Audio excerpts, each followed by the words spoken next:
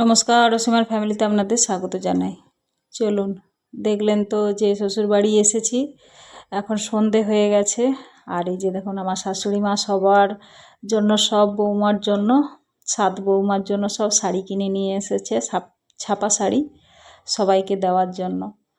তো আমরা বললাম যে কি দরকার ছিল, তো উনি বলল যে না, আমি দিতে চাই, তোমরা সবাই নাও। তো এইখানে সবাইকে বলা হচ্ছে যে যার যেটা পছন্দ চুজ করে নেওয়ার। তো এখানে দেখা হচ্ছে, আর এখানে এই যে রাত্রে রান্না হচ্ছে। দুপুরবেলা তো এই তো লুচি ঘুগনি এইসব খেয়েই কাটানো হয়েছে।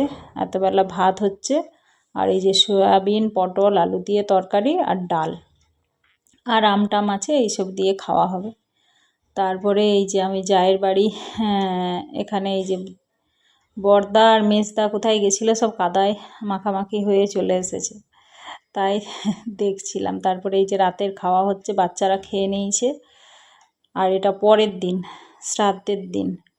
এখানে সব সকালবেলা উঠে চান টান আমরা সবাই হয়ে গেছে। তারপরে এই যে দুপুরে রান্নার তোড়জোড় চলছে, আর ওদিকে ছেলেরা গেছে, ব্রাহ্মণ চলে এসেছে, শ্রাদ্ধের কাজ হচ্ছে, ছেলেরা ওই দিকে।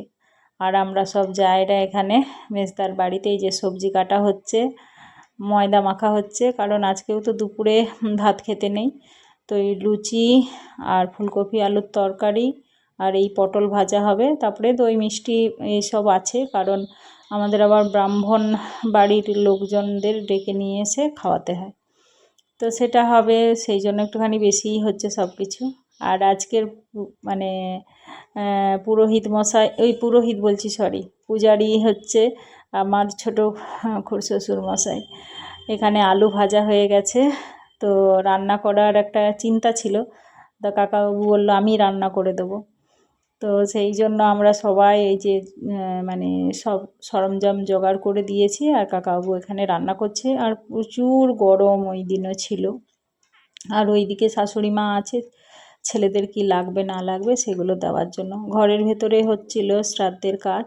আবার একটা কি এই প্রায়শ্চিত্ত না কি আছে, এটা বাইরে করতে হবে। ওই যে গরুও নিয়ে এসেছে, গরু দিয়ে এইসব কি হয়, সত্যি কথা বলতে আমি এর আগে কোনো দিন এইসব দেখিনি, তো আমার কোনো অভিজ্ঞতা নেই। তো যেটা হয়েছে সেটাই বলছি। আর দেখছেন তো প্রচুর রোদ্দুর, আর পেপার দিয়েছে, তো দিয়েছে একটা সাদা পেপার, সে আরও গরমে ঘেমে যাচ্ছে। অ্যাকচুয়ালি আমার শ্বশুরের 7 ছেলে, এক ছেলে তো নেই এই দুনিয়ায়, আর এক ছেলে আসেনি, উনি ওনার যেখানে থাকে সেখানেই কাজ সেরে নিচ্ছে। আর তাই এই যে 5 ছেলে বসে এখানে প্রায়শ্চিত্তের কাজ সব সারছে। আর এদিকে কাকাবাবু রান্নাও হয়ে গেছে, ফুলকপি আলুর দম। আমাদের কাকাবাবু আর পূজারীর যে হেল্পার গামছা দিয়ে হেল্পার সব বউ মারা না, ভালো মানিয়েছে। হ্যাঁ,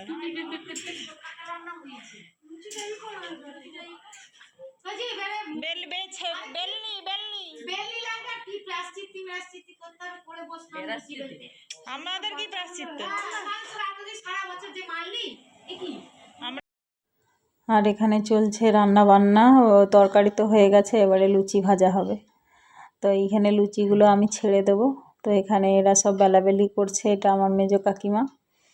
আর সবাই এখানে মানে চা খাওয়া চলছে। অ্যাকচুয়ালি কিছু খাওয়াই হয়নি সকাল থেকে। তারপরে এই যে এই চাটা আমার সকালে এলো আজকে, আর আমরা তো আগের দিন চলে এসেছিলাম। তো ওখানে শ্রাদ্ধের টুকটাক কাজ প্রায় শেষের পথে। তো এখানে এই যে লুচি ভাজা শেষ করে নিচ্ছি, কারণ আবার ওদিকে আমাদেরকে লাগতে পারে। তো সেই জন্য আমি এই মানে একা ছেড়ে ভাজা অনেক তেল, তো তাই এই যে কাকু বললো তাহলে বৌমা তুমি ছেড়ে দাও আর আমি তুলে নেব, ওতে সুবিধাও হবে, তা ঝটপট মানে উল্টোতেও পারবে। তো এই করে সবাই হইচই হচ্ছে, আর রান্নাবান্নাও হচ্ছে, গল্প গুজবও হচ্ছে, সবই চলছে। তাই যে আমার ছোটো যাও চা খাচ্ছে। তো এইটা আমার এই যে ছেলের অবস্থা দেখুন, গ্রামের বাড়ি বা মামা বাড়ি গেলে না দাঁত মাজার সময় আছে, মানে ব্রাশ করার, না খাওয়া দাওয়ার কোনো। তো ওখানে সব প্রায় কাজ হয়ে গেছে, আর একটুখানি ওই যা রান্না হচ্ছে সব কিছু ওটা ওই শ্বশুরমশাইয়ের উদ্দেশ্যে দেওয়া হবে।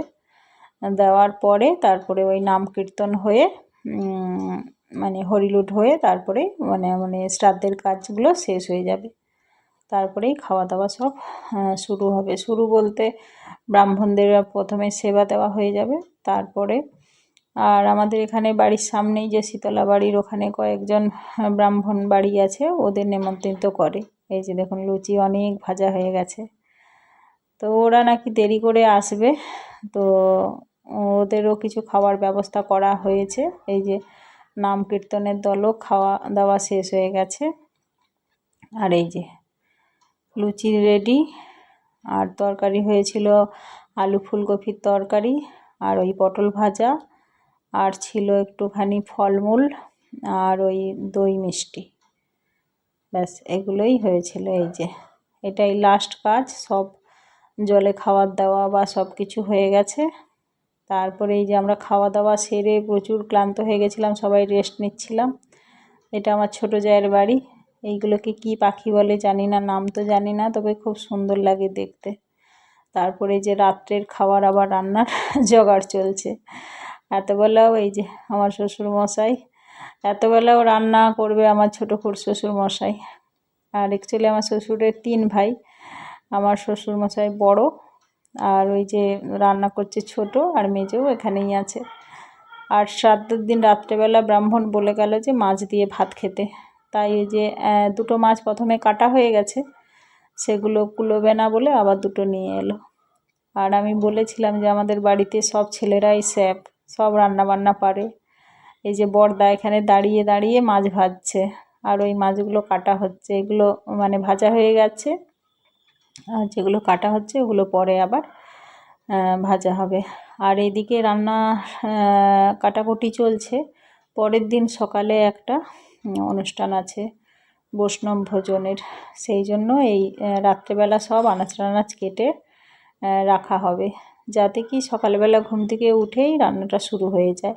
আর সকালবেলা অনেকে উঠতে চায় না, আর আমাদেরও সত্যি কথা বলতে ঘুম ভাঙতে চায় না, সেই জন্য রাত্রেই সব কাটাকুটি করে রেখে দেওয়া হচ্ছে। আর আমি তো ওই দিকে ছিলাম, আর এরা এদিকেই সব কাটাকুটি করছিল, আবার গিয়ে কিছুটা লেগে দিলাম। তো রান্না কমপ্লিট, এখানে আবার বাচ্চারাও খেতে বসে গেছে। এই যে মেজদার ঘরে সবাই খেতে বসেছে। তো যাই হোক, ভিডিওটা ভালো লাগলে অবশ্যই একটা লাইক শেয়ার কমেন্ট করবেন। কালকে আবার আছে, সেগুলো আপনাদের সঙ্গে শেয়ার করব। ভালো লাগলে অবশ্যই একটা লাইক করবেন। এখানেই শেষ করছি।